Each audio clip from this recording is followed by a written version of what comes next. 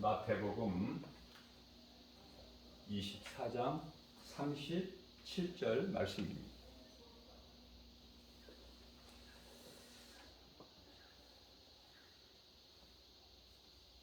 이 말씀은 감람산에서 말씀하신 소위 말하는 감람산 설교죠. 감람산 설교. 우리에게 주신 그 영적 의미가 커요. 말씀으로 깨달은 자는 복 있는 사람이죠. 마태복음 이 24장과 25장이 전부 다 감람산에서 말씀하신 건데요. 이 하셨던 말씀을, 예수님께서 하신 말씀을 주 95년에 이제 사도 요한이 밤모섬에서 이제 그 보좌 있는 곳에 들려져서 거기에서 보고 들은 것을 예수님께서 기록하라 이렇게 말씀을 하셨어요. 그래서 그 감람산 설교 가운데 말씀하신 일들이 그 사도 요한이 보고 들었고 그것을 그대로 요한계시록에 옮겨 놓은 것이죠. 요한계시록은 좀 어려워요. 왜 그러냐면은 100% 완전하게 가르치는 사람이 없어요. 신학자들도 각각 그 해석하는 것이 달라요. 그래서 어느 것이 완전하게 맞다 이렇게 할 수가 없어요. 그러나 우리가 좀 이렇게 가르치고 배우는 데 있어서 기도하는 가운데 그 바르게 우리가 깨닫고 또 우리가 깨달은 것을 또 전하고 이렇게 해야 될 줄로 믿습니다. 제가 늘 강조하는 것이지만은 노아의 때가 중요한 것은요. 그리스도께서 그 인자의 임함도 노아의 때와 같다고 이렇게 말씀하셨기 때문에 그래요. 그리고 지금 우리가 사는 이 시대가 이제 예수님이 오신 지 2000년이 지난 이 때를 살고 있기 때문에 이제 지금 노아의 때를 우리가 살고 있는 것이죠.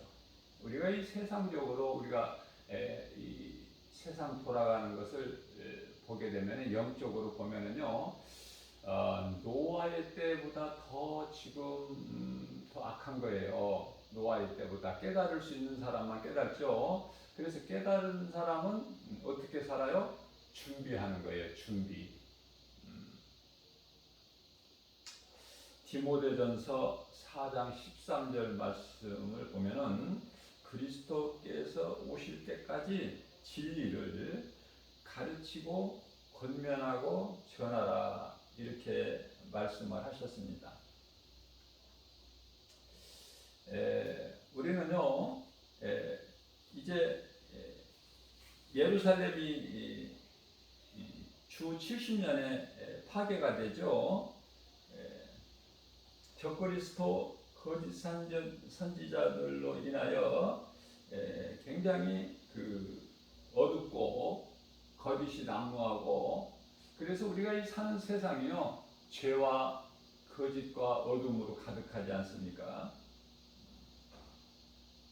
그래서 예수님께서는 내가 다시 올 때까지 깨어 있으라. 근데 그 준비가 깨어 있는 거예요. 세상 따라 살지 말고 마음을 세상에 빼앗기지 말고 또 요한일서 2장 15절에서 17절 말씀하신 바 세상을 사랑하지 말고 오직 믿음으로 선을 행하라고 말씀하시죠. 그러면서 이제 열처녀 비유로 또 이렇게 말씀을 하시죠. 신랑으로 오실 예수님께서 오셨을 때 열 처녀가 다 신랑을 맞이한 것이 아니지 않습니까? 지혜로운 자, 준비한 자, 그 기름을 준비한 자예요. 그러니까 무슨 말씀이냐면 내 생각으로 하는 신앙생활이 아니죠. 하나님의 말씀에 순종하여 그 기름을 준비하는 자만이 신랑으로 오실 예수님 오실 때에 등불을 밝히고 그 혼인잔치에 들어갈 수가 있게 되기 때문에 그렇습니다. 자, 그래서 신부된 성도들은, 그리스도의 신부된 모든 성도들은 몸과 마음을 성결하게 해야 돼요. 깨끗하게, 흠이 없게.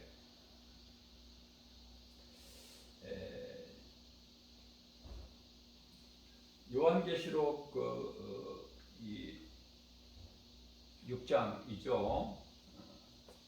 모든 성경이 이렇게 순서대로 기록된 것은 아니에요.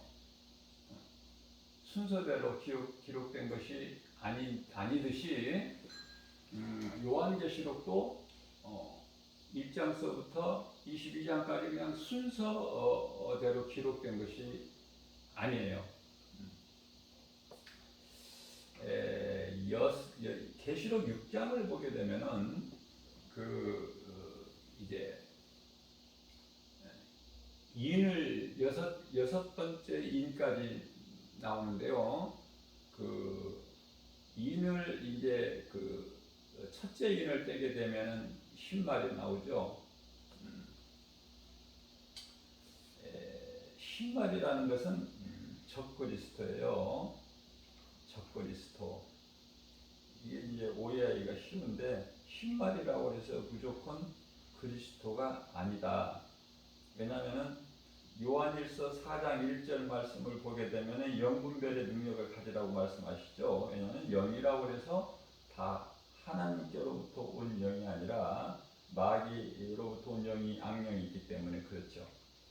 자, 그래서 여기서 요한계시록 6장에서 나오는 흰말은 그리스도 흉을 내는 가짜 적그리스도다.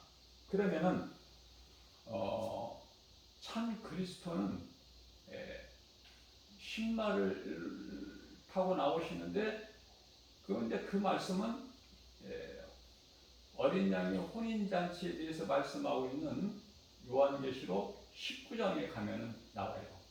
우리 예수님의 흰말 타고 나오신 것이. 그래서 계시록 6장의 둘째 인을 뗄 때 붉은 말이 나오는데 이건 전쟁이고, 셋째 인을 뗄 때 검은 말이 나오는데 이건 기근이죠. 넷째 인을 뗄 때 청황색 말이 나오는데 이건 질병이에요. 그렇기 때문에 오늘날 세계적으로 지금 겪고 있는 고통 가운데 있는 코로나19 바이러스, 또 이어서 뭐 변이, 이런 질병이 이런 전염병이 일어나고 있는데요. 그게 지금 이제 청황색에 해당이 되는 거예요. 청황색에. 넷째 인을 뗄 때 청황색. 다섯째 인을 뗄 때 순교자의 그 신원 소리가 있고요. 여섯 번째 인을 뗄 때 이제 그 자연 재해죠. 소위 말하면 이제 기후 변화나 또 이제 그 지진이나 이런. 자, 그러면 이게 이제 순서적으로 이루어지는 것이 아니라 동시다발적으로 이게 이제 이루어진다는 사실입니다. 그렇기 때문에 이제 때가 다 됐어요.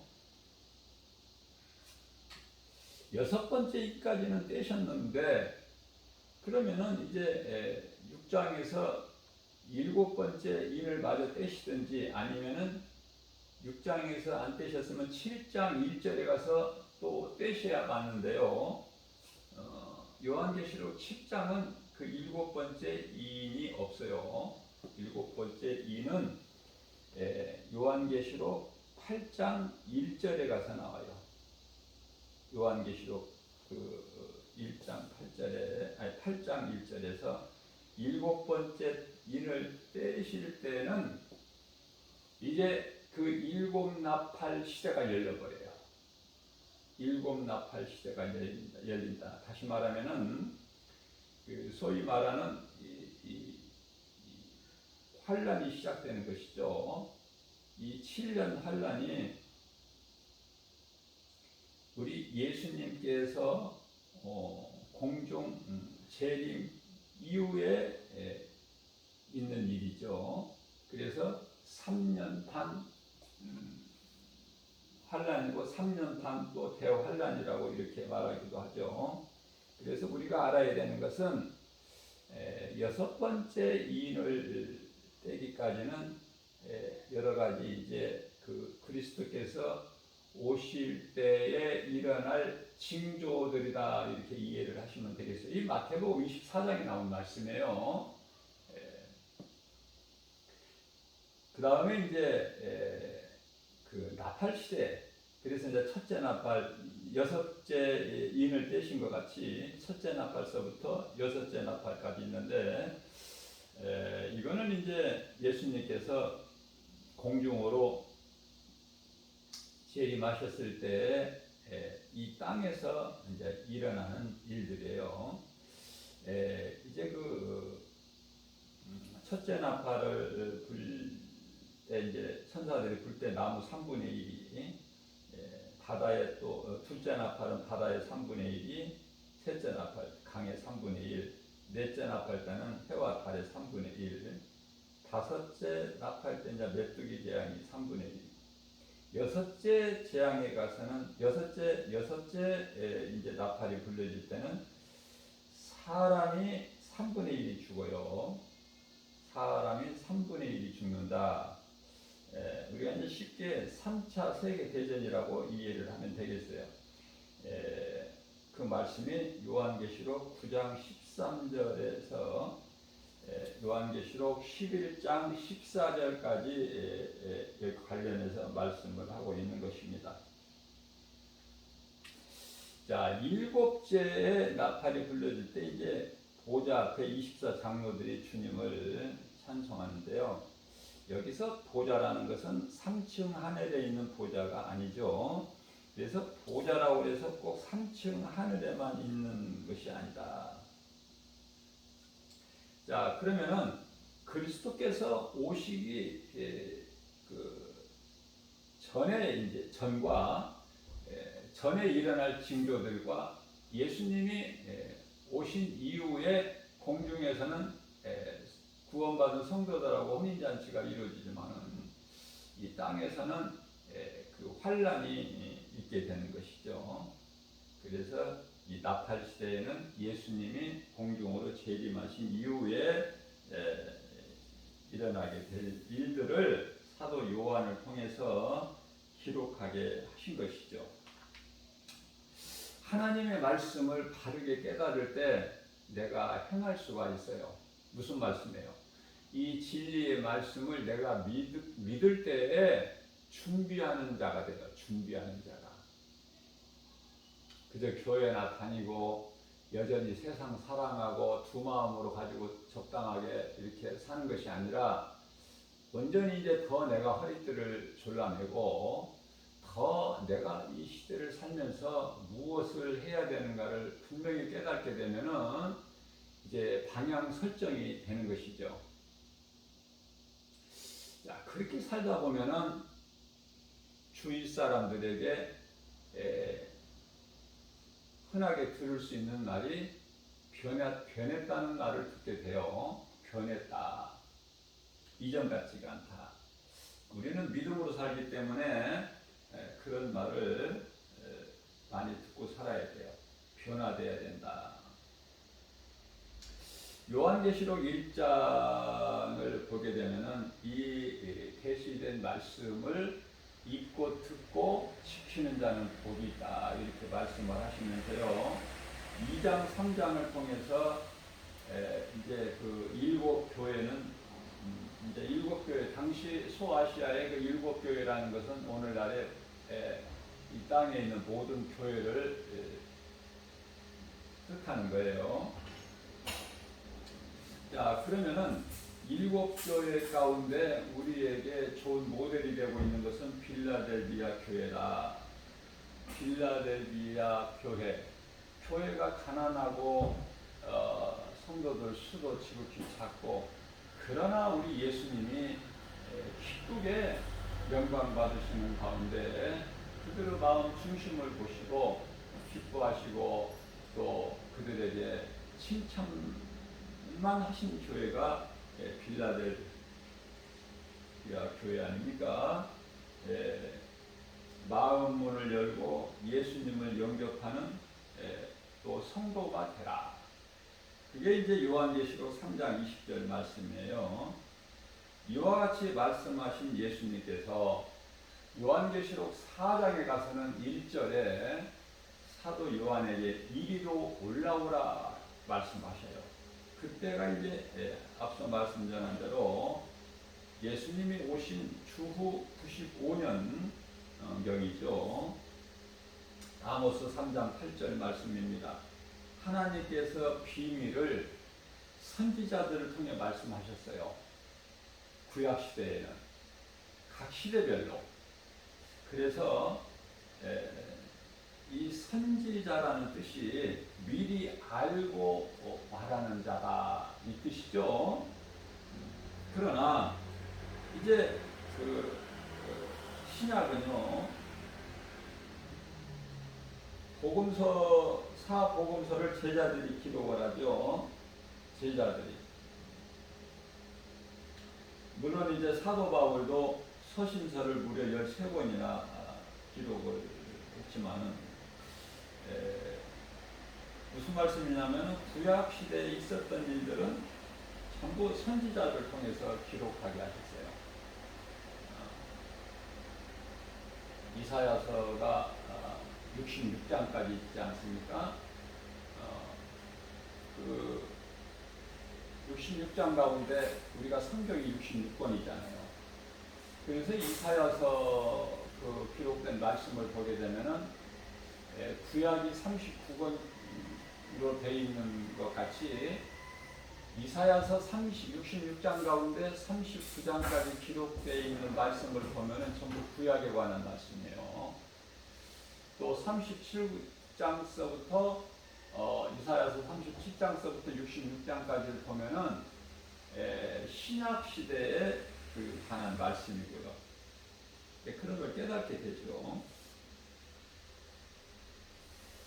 자, 감람산 설교가 참으로 중요한 것은 이제 우리 예수님이 오시기 직전에 일어날 일, 이런 일, 저런 일들이 있어야 되겠다는 것을 미리 말씀을 하셨어요.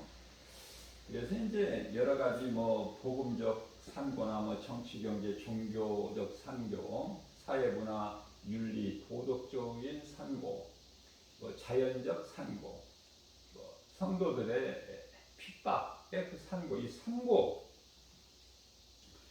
그 환난 전에 예수님이 오시기 전에 이 환난이 앞서 말씀드린 대로 환난과 대환난 이 7년 동안에 이 환난전 그 산고가 있게 될 것을 말씀을 하셨기 때문에 그래요. 지금도 계속 진행 중에 있죠. 이와 같이 산고를 겪게 된다는 말씀을 하셨고, 첫 번째는. 두 번째는 이제 이스라엘의 회복인데요. 이스라엘의 회복이 이미 이루어졌죠. 1948년 5월 30일 아닙니까?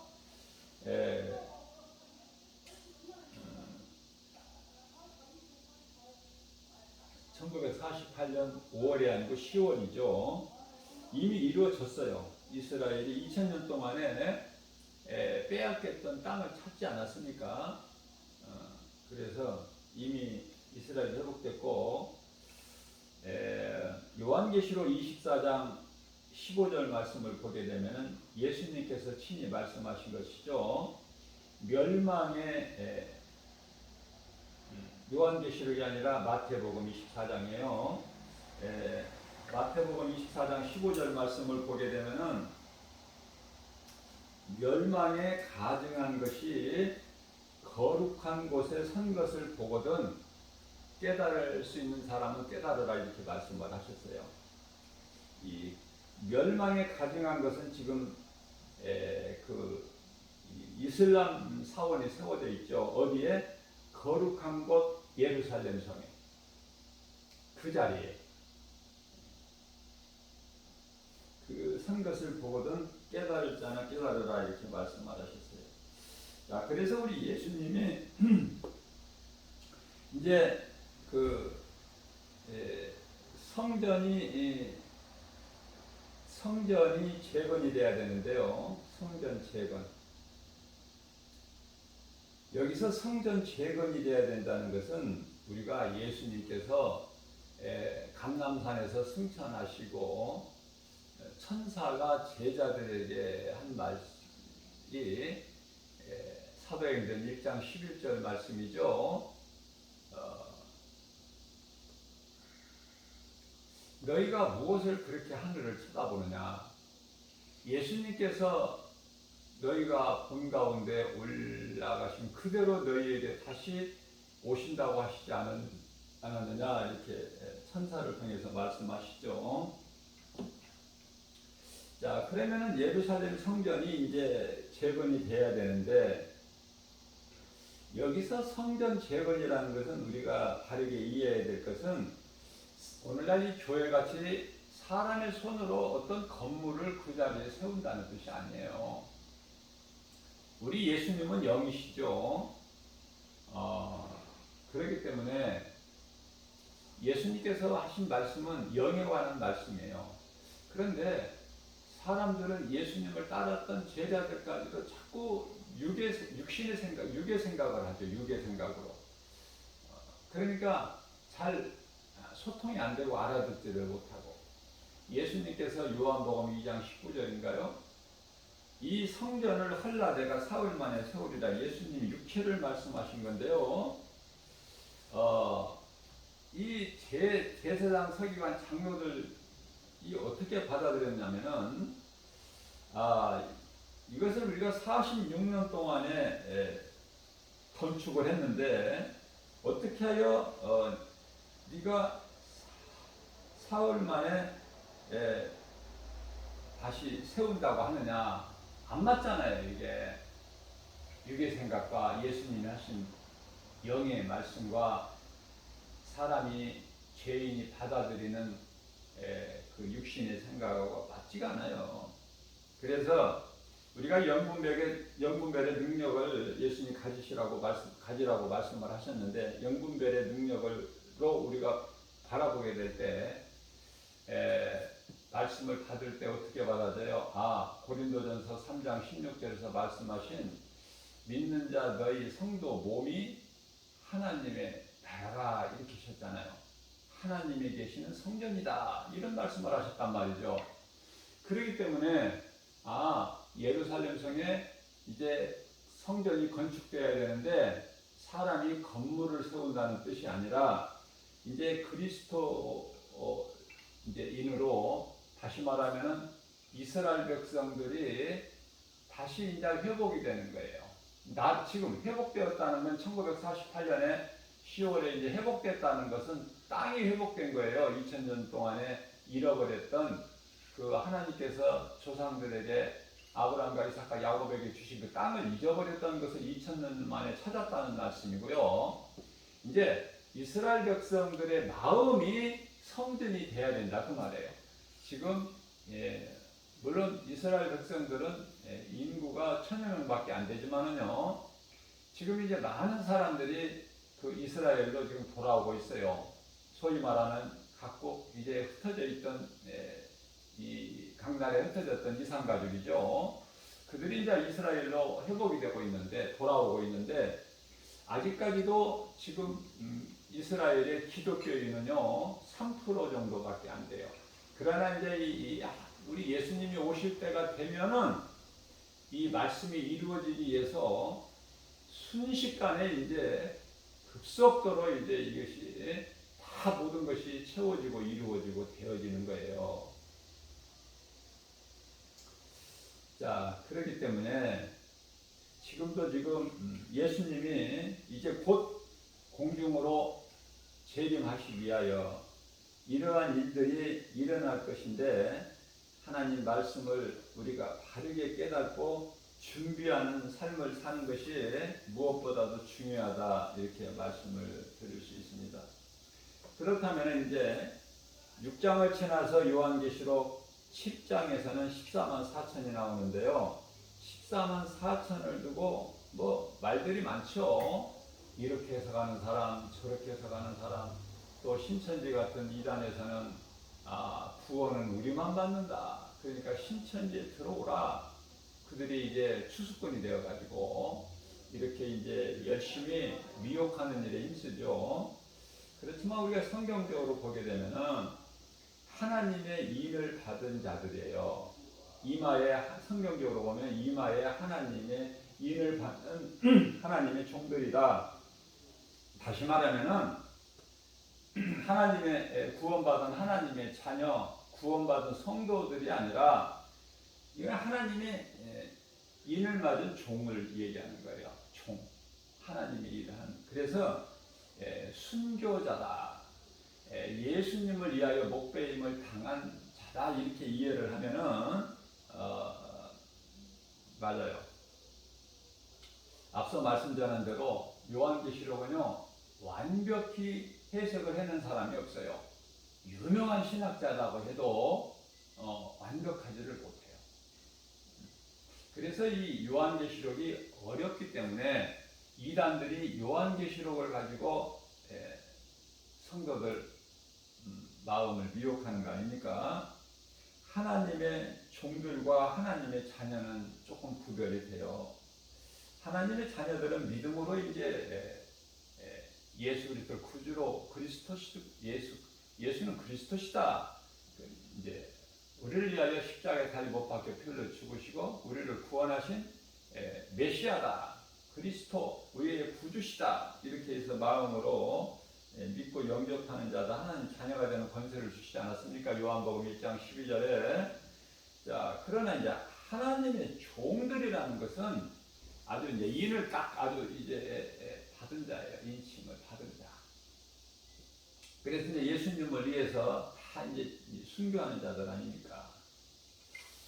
자, 제가 이제 이 말씀 중심으로 제가 이제 영적인 그 영분별의 능력을 가지고 보게 되면 이제 예전하고는 또 틀려요. 작년하고는 또 틀려. 지금은 굉장히 이제 이 거짓된 자들이 굉장히 지금 많이 활동을 하고 있기 때문에 그래요. 그래서 결론은 이제 예수님이 오실 때가 다 됐다. 더 늦추실 이유가 없다. 물론 이제 하나님께서 결정하시지만은 날마다 복음을 전한 자의 한 사람으로서 영분별의 능력을 가지고 이 세상을 바라볼 때 그 말을 할 수 있는 거예요. 물론 제가 한 이 말씀을 우리 예수님도 다 듣고 계세요. 성경으로. 무슨 말씀이냐면은 요한계시록 13장에 나오는 두 짐승이 나오는데요. 적그리스도와 이제 WCC 그 종교다원주의 아닙니까? 교회가요 둘로 나누어져 있어요. 지금 교회가 진짜 교회가 있고 거짓 교회가 있어요. 건물만 교회야. 이름만 교회. 잘 깨달으셔야 돼요.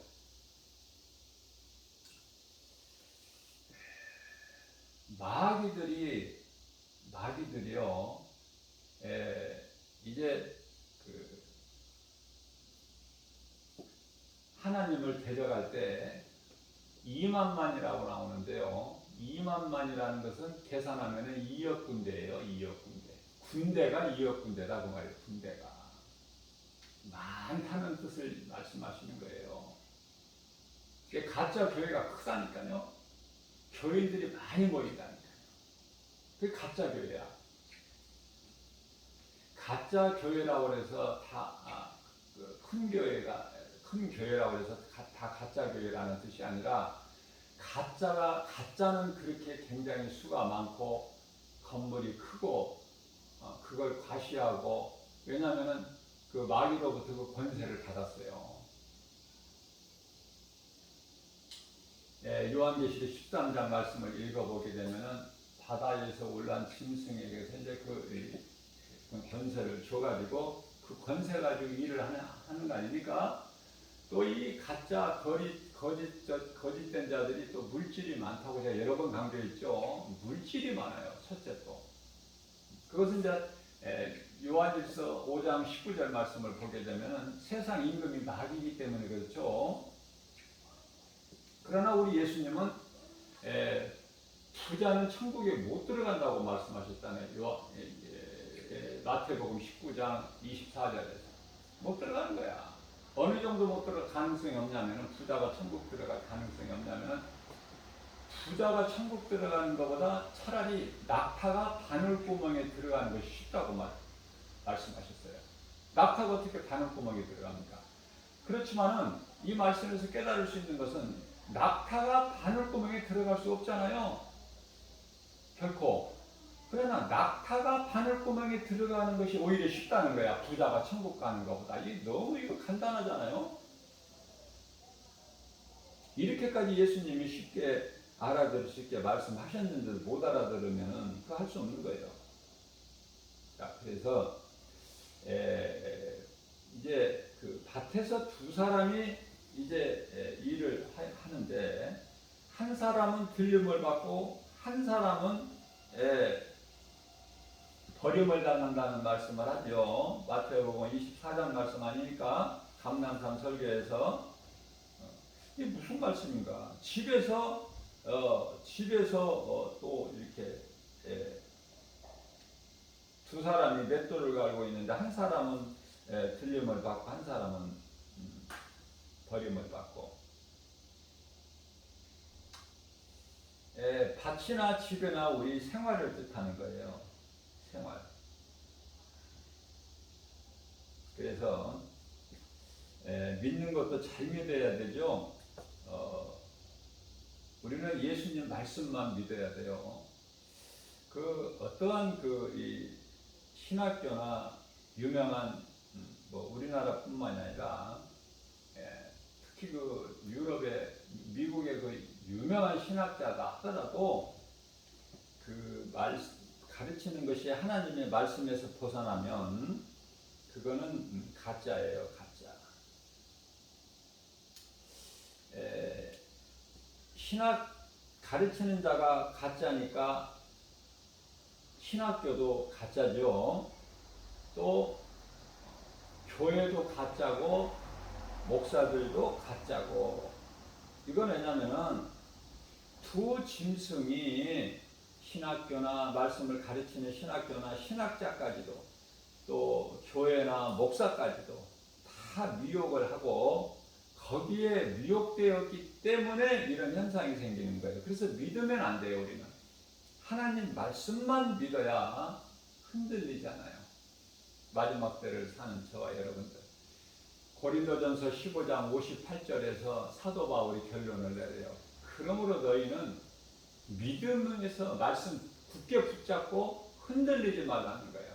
너희 선을 행하고 너희 그 선을 행하는 수고가 결코 헛되지 않게 해주신다는 말씀 아닙니까? 우리는 어떻게 살아야 되느냐 이 말이에요. 이 마지막 때에 영불멸 능력이 없으면요 권사 장로 문제가 아니라 목사들도 다 넘어져요. 다 실족돼요. 다 다른 길로 간다고 말해요. 미혹돼 가지고 또 그 일에 열심을 내는 거 아닙니까? 그 일에 안타깝고 애통하지 않습니까? 진리를 모르는 자들이 그토록이나 많아요. 소수의 사람들만 알아. 그러니까 진리를 아는 자는요 모든 죄에서 자유하죠. 또 요한복음 8장 32절에 진리를 알지니 진리가 너희를 자유케 하리라. 이단들에게는 디도서 3장 10절 말씀에서 이단들에게는 한두 번 충고를 하고 그들이 깨달지를 못하면은 그들을 멀리하라 이렇게 멀리하라.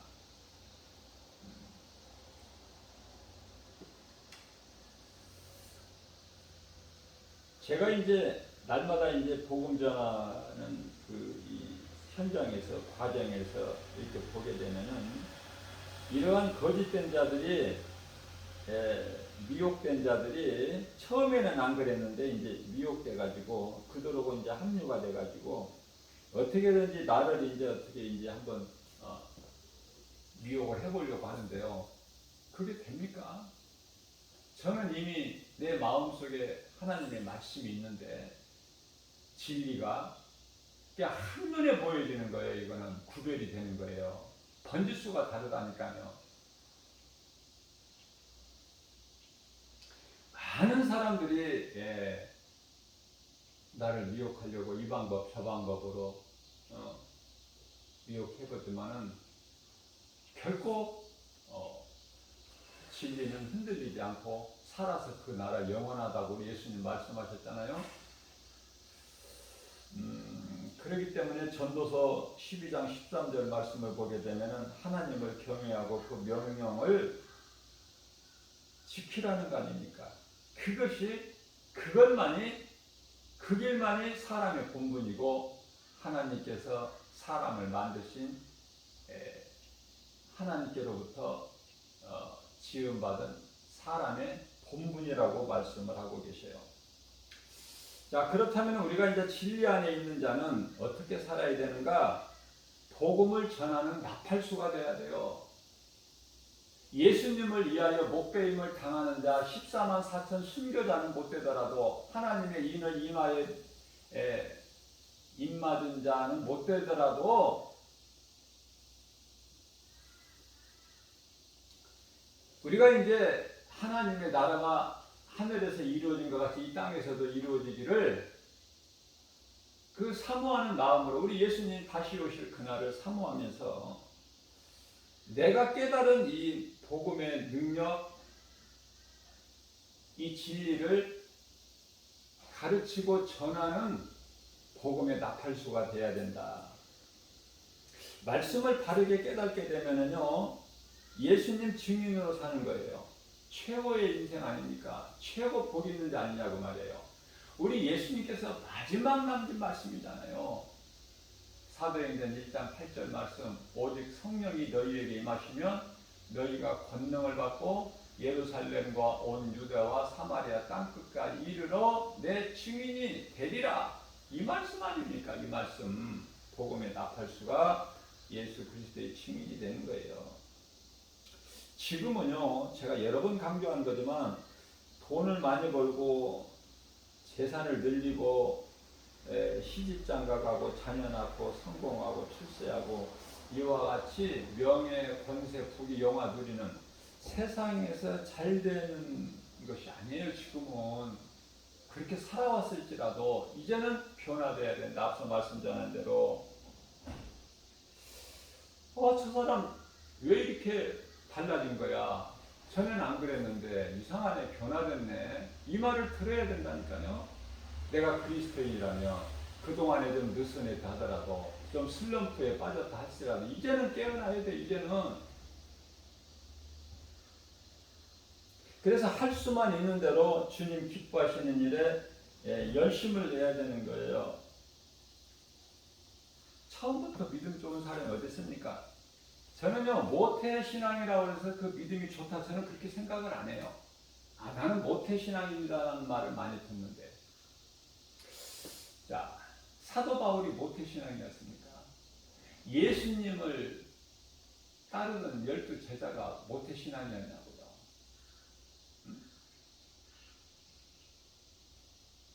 전부 당대신앙이잖아, 대부분이.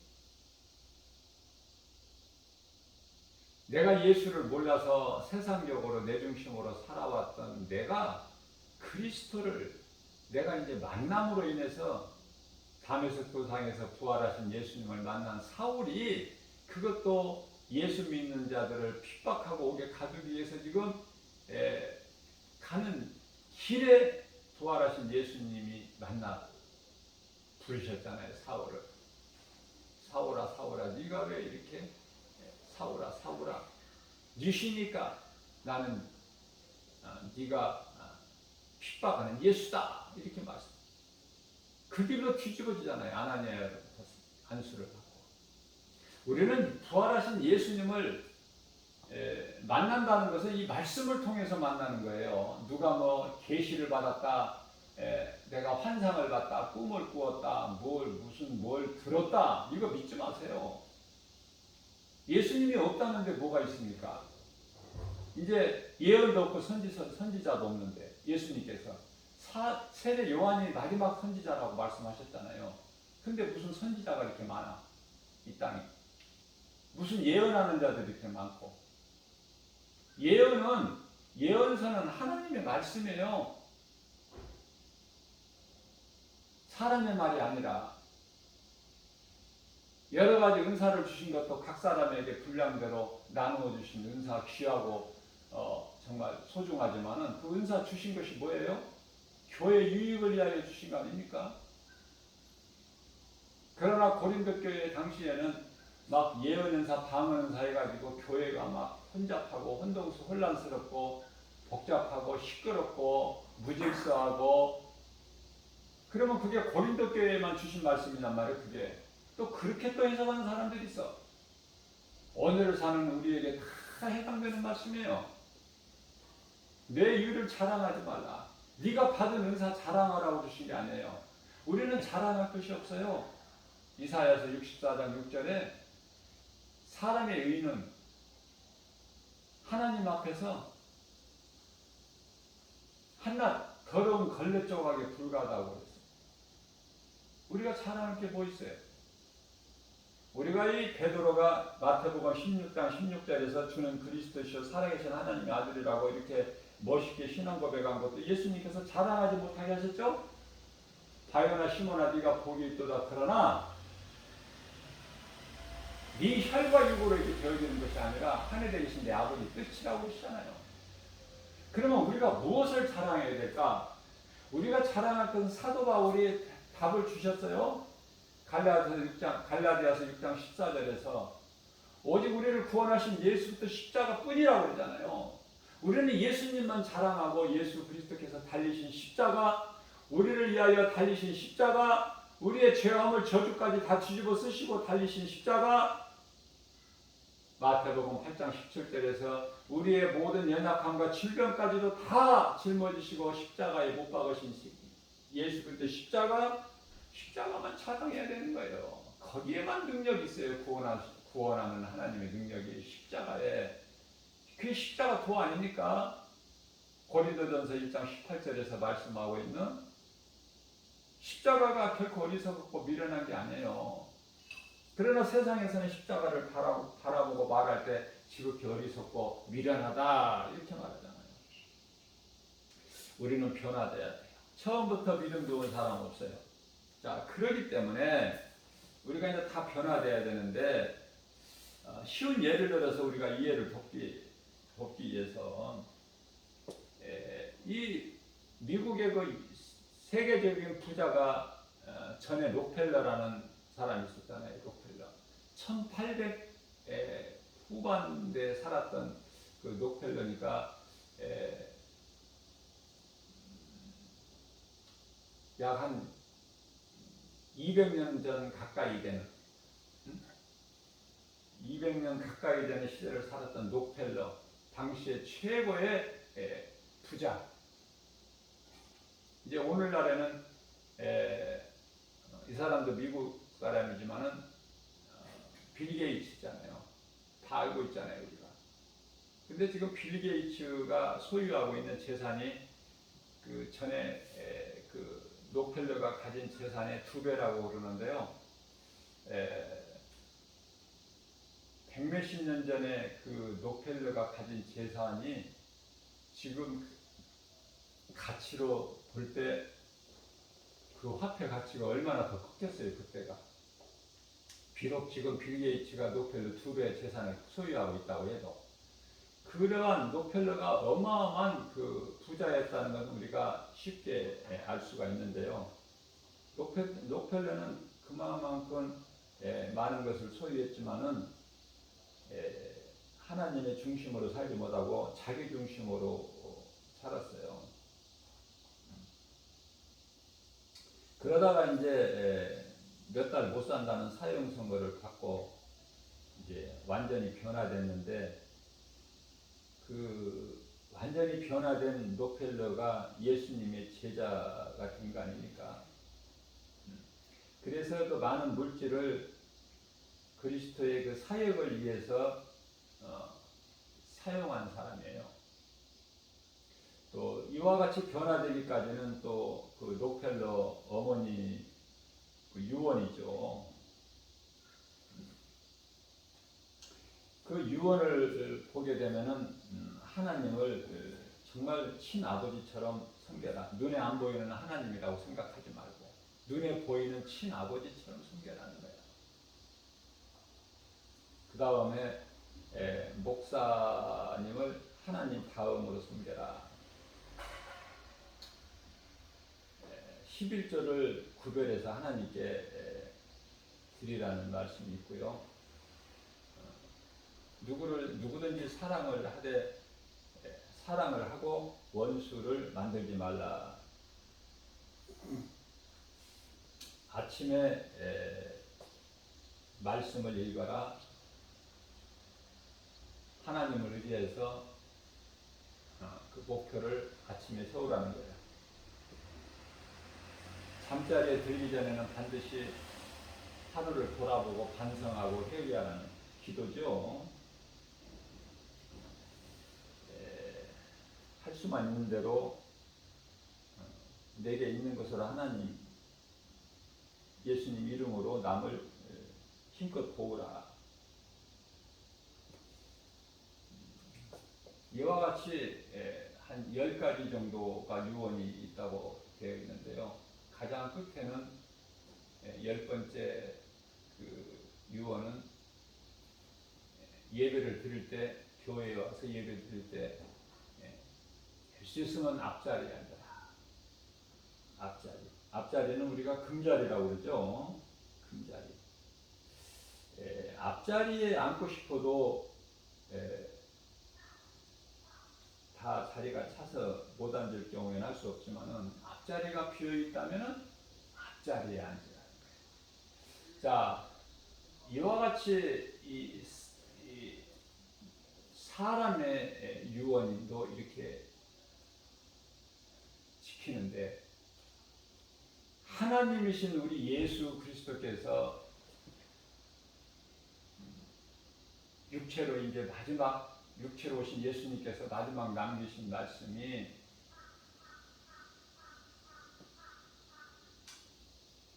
다 이루었다 말씀하셨어요. 예수님이 다 이루어 주셨으니까 우리가 더 이루려고 할 게 있나요? 이 말씀이 믿어지면 모든 문제 해결되신 예수님이 믿어지면 끝나는 거예요. 모든 것이 문제가 해결되는 거예요. 내가 뭘 어떻게 힘쓰고 또 수고하고 노력하고 하는 게 아니라 다 모든 문제를 해결해 주시는 예수님은 모든 문제 해결되시다. 나의 구주. 그 예수님 구속 안에 있으면 모든 문제가 해결됐다. 자유를 누리는 거 아닙니까?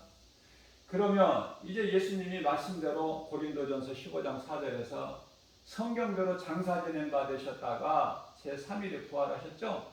40일 동안 제자들에게 여러 번 보이시고 40일째 되는 날 이제 감람산에서 승천하셨는데, 그러면은 부활하신 예수님이 이제 마지막 남기신 또 유언이 있다고. 그 말씀이 이제 사도행전 1장 8절 말씀이에요. 1장 4절에서 너희는 성령을 받으라. 내가 보낼 성령을 받으라. 약속하신 그 성령을 받으라 하시고 1장 8절에 가서 오직 성령이 너희에게 임하면, 너희가 내 말을 듣고 순종하고 성령을 받으면 너희가 권능을 받고 예루살렘과 온 유다와 사마리아 땅끝까지 이르러 내 증인이 되리라.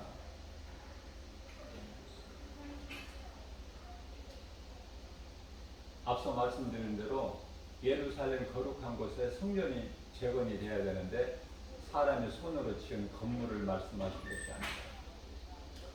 이 록펠러는요, 변화돼 가지고 세계에서 유명한 그 리버사이드라는 교회를 건축했어요. 무슨 말씀이냐면은 내게 있는 물질이 내 것이 아니라 주님이 내게 맡겨주신 거야. 어디에 쓰라고? 선을 행하는 데 쓰라고. 그러면 쓰면은 내가 내 것이 없어지고 작아지는가? 그건 사람의 생각이죠. 지혜고. 내가 선을 행하는 데 쓸 때 하나님은 더 채워주셔. 그걸 체험해야 돼요. 하나님은 우리를 손해나게 하시고 우리 걸 빼앗아가고 내 것이 자꾸 작아지게끔 하시는 것이 아니라 록펠러 같이 그 많은 것을 하나님의 영광을 위해서 이제 사용할 줄을 알고 사용했더니 영적인 놀라운 하늘의 신령한 복을 받는데요. 예수님의 제자가 되는 거예요.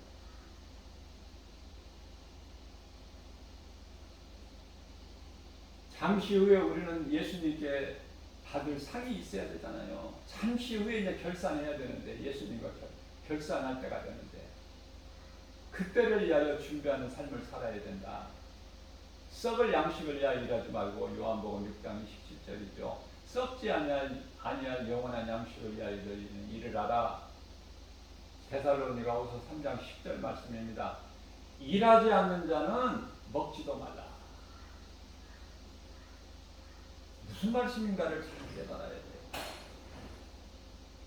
오늘 또 우리에게 오늘을 또 새날을 열어주시고 새벽을 깨워서 이 말씀을 주신 것은 우리가 머리로는 아는데 마음으로 이 십자가가 없고 예수 피가 없기 때문에 하나님 말씀이 없기 때문에 늘 환경에 눈에 보이는 것으로 흔들리고 낙심하게 되고, 그죠? 많은 사람들이 거짓된 미혹에 실족하게 되고, 하나님 말씀이 다 이루어지는 거예요. 디모데전서 4장 1절에 후일에는 많은 사람들이 다 하나님 말씀 믿음에서 떠나서 미혹하는 귀신을 따라간다고 말씀하고 있잖아요. 우리가 하나님의 전신갑주를 입어야 돼요. 에베소 6장 11절 말씀 아닙니까? 성령의 검을 가져야 돼요. 에베소 6장 17절 말씀이잖아요.